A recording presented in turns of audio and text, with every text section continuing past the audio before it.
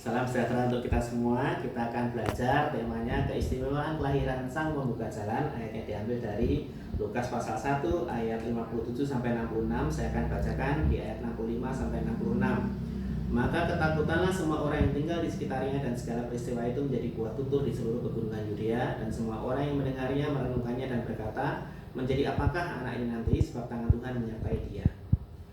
Yang namanya istimewa pasti spesial, beda dengan yang biasa. Demikian juga kelahiran Yohanes Pembaptis sangat istimewa. Kita sudah tahu bagaimana Zakaria diberitahu oleh malaikat Gabriel bahwa di masa tuanya Elizabeth akan mengandung dan melahirkan seorang anak laki-laki yang akan bertugas membuka jalan bagi pelayanan Sang Juru Selamat yang sedang diberitahukan kepada Maria, Ibu Yesus.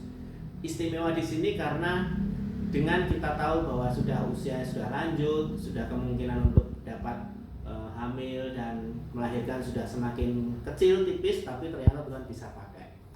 Kita semua saat ini di masa-masa perubahan zaman yang menuju ke akhir zaman, kepercayaan bahwa adanya Tuhan semakin tergerus oleh perubahan yang terjadi.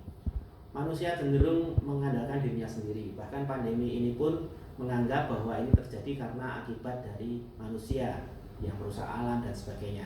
Tapi sebenarnya sebagai orang percaya kita harus meyakini bahwa kita adalah istimewa di hadapan Tuhan. Sebelum kita lahir, Tuhan sudah membentuk kita, sudah merencanakan masa depan yang indah bagi kita. Tergantung kita mau menjalaninya atau tidak. Demikian juga dengan Yohanes Pembaptis. Dia sejak sebelum dilahirkan sudah dirancang oleh Tuhan untuk melayani Tuhan sebagai pembuka jalan bagi Sang Juru Selamat.